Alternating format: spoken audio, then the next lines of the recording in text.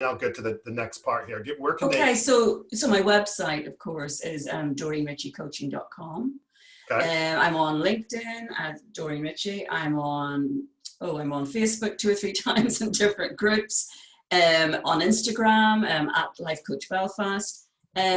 Any of those, certainly go ahead, and get in contact with me. I'd love to speak to you. I'd love to help. Cool. Yeah. Cool. Well, I want to actually finish up on a point that you made earlier in the beginning a little bit. You were talking about this cycle, this kind of worry cycle, the concern, the worry, and how that kind of leads to people. I think for where people are right now with the outbreak, they are dealing with a ton of stress. Yeah. They are dealing with challenge and things like that. Give us maybe a quick 1 or 2 hitter for people who are maybe stressing right now. And we all are in certain ways, but I think different people are some people are, some people are really bad. Yeah. Well, I would say, first of all, settle yourself in a chair, calm yourself down, as in sit still, take a few deep breaths. Okay. Really, just take a few deep breaths. And I want you to just sort of come into the present moment. You're here, your body is here, this is where you are. Okay. Now, whatever you're imagining might happen is just a thought. It's only your imagination. Right. And your imagination can be imagining things that are bad, or it can be imagining things that are good. So why not try and think of different perspectives? Think, okay, I'm not going to imagine that I'm going to lose the house. I'm going to imagine that something happens, I get a windfall, or I think of a different idea to market or something like that. That's just as possible as the bad things that you're imagining, and, when you take a deep breath and you start to think you're okay where you are now. Okay. You're sitting here, roof over your head, food in the fridge, you're alive. You've got breath in your body. You're alive. Your heart's beating. That's brilliant. Be thankful for that. Be grateful for what you have. And they used to say, count your blessings. I would say the same thing. Literally look around you. There's the child on this, you've got this, you've got a car in the driveway, whatever. Be grateful for that now. Okay.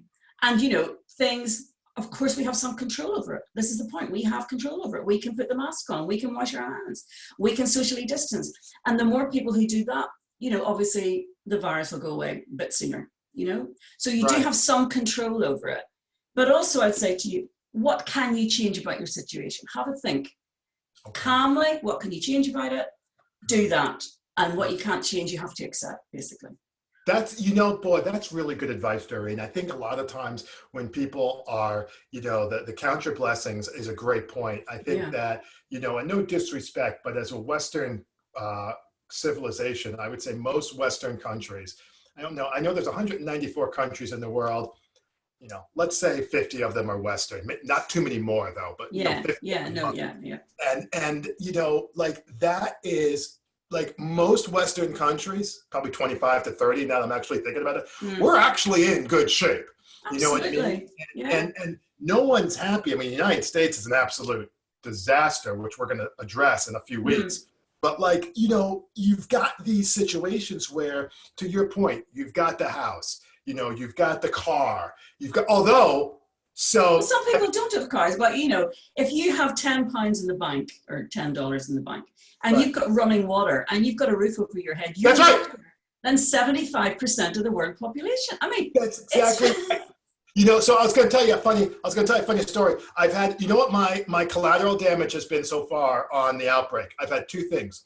Number 1 is because I'm getting my groceries delivered, okay, Instacart, you have to have your ID. So I do it through the garage, right? I treat everybody like a potential IED, an improvised explosive device. So everyone stays in the garage. Okay, so stay in the garage.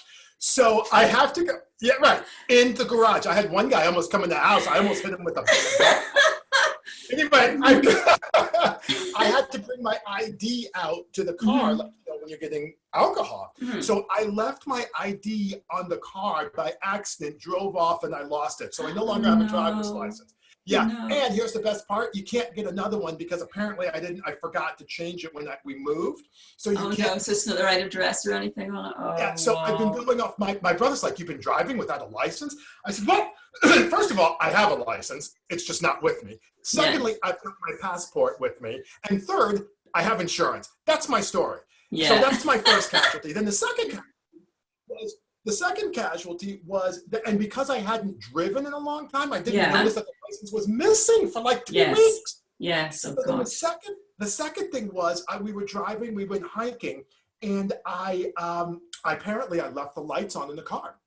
Right. Now, under normal circumstances, you would drive to the gym the next day, drive to the store, drive to the movies at the most 2 or 3 days later. Yes, of course. Of course you weren't. Oh, wow. A whole week went by. No. I never went out there. So that's the other thing. I never went out to see. Car, we tried to jump the battery. Doesn't start. I'm going to have to wind up getting it towed. I'm going to want to take it to tow. Tow from your garage. Oh, my God. But the funny thing is, I know. But the thing is, it's like one of those deals. You talk about count your blessings, right? And you're like, okay, so I could be upset about that. Like, I could be upset. I can't believe this, WTH. Yeah. Or it's like, well, you know what? I'm still happy to have a car. All it really is a battery. That's going to cost me $100 plus labor because I get free towing to our mechanic is across the street. Brilliant. Yeah. I get free towing from my insurance, so I don't have to worry about that. Yeah. And I'm using my girlfriend's ID to get beer. Yeah. What could be better? It's is she paying as well? No, actually, we do that together. But it's one of those things where I love your advice. Count your blessings, be happy for what you have. Yeah. And then to your point also, take control of what it is that you can. Yes, exactly. Yeah. And then, if you look at it like being worst case sscenario, can you change that at all? Well, if you can, brilliant, do it.